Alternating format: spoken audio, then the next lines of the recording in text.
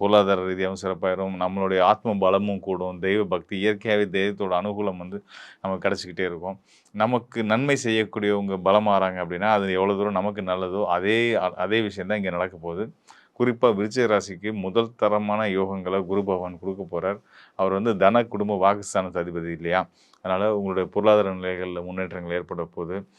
பொருளாதார முன்னேற்றம் ஏற்பட்டாலே வாழ்க்கையில எல்லாமே மாறிரும்.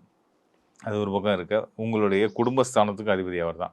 அப்போ உங்களுடைய குடும்ப சூழல்கள்ல சொந்த பந்தம், உறவுகளுக்குள்ள இருக்கக்கூடிய சிக்கல்கள், கணவன் மனைவி உறவு சிக்கல்கள் இது எல்லாமே தீர்ந்து ஒருத்தருக்கு ஒருத்தர் நல்ல ஒரு புரிதல் ஏற்பட்டு, ஒரு சந்தோஷமான, நிம்மதியான ஒரு நல்ல வாழ்க்கை சூழலுக்குள்ள வரப்போறீங்க அப்படின்னு தெரிஞ்சுக்கங்க.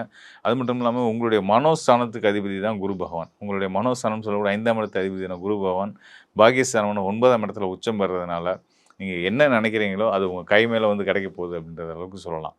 நீங்க ரொம்ப ஆச்சரியப்பட போறீங்க. நம்ம லைஃப்ல ஒரு நல்ல விஷயங்கள் நடந்துட்டு இருக்கா? அப்படின்னு நீங்க வியக்கிற அளவுக்கு குருவுடைய அந்த பெயர்ச்சிக்கு அப்புறமான காலம் வந்து உங்களுக்கு சிறப்பான யோகங்கள குடுக்க போகுது அப்படின்றத இப்ப நம்ம சொல்லிட்டு இருக்கோம். அத நீங்க அனுபவிக்கும்போது நிச்சயமாவே வந்து ரொம்ப சந்தோஷப்பட போறீங்க. மகிழ்ச்சியா இருக்க போறீங்க.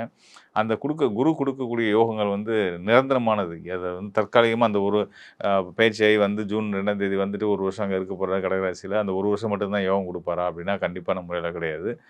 அந்த 1 வருஷம் அவர் குடுக்கக்கூடிய அந்த யோக பலன்கள் உங்க எதிர்காலத்துக்கே மிகப்பெரிய அடித்தளங்கள அமைச்சு குடுத்துரும்ன்ற அளவுக்கான சிறப்பான யோகங்கள செய்ய போறாரு. இந்த நம்ம எப்படி இருந்தேன் நான் இப்படி ஆயிட்டேன் அப்படின்னு சொல்லிட்டு நம்ம மனோபல சார் சொல்லுவார் இல்லையா? அந்த டயலாக் வந்து உங்களுக்கு பொருந்த போகுது விருச்சிக ராசிக்காரர்களுக்கு.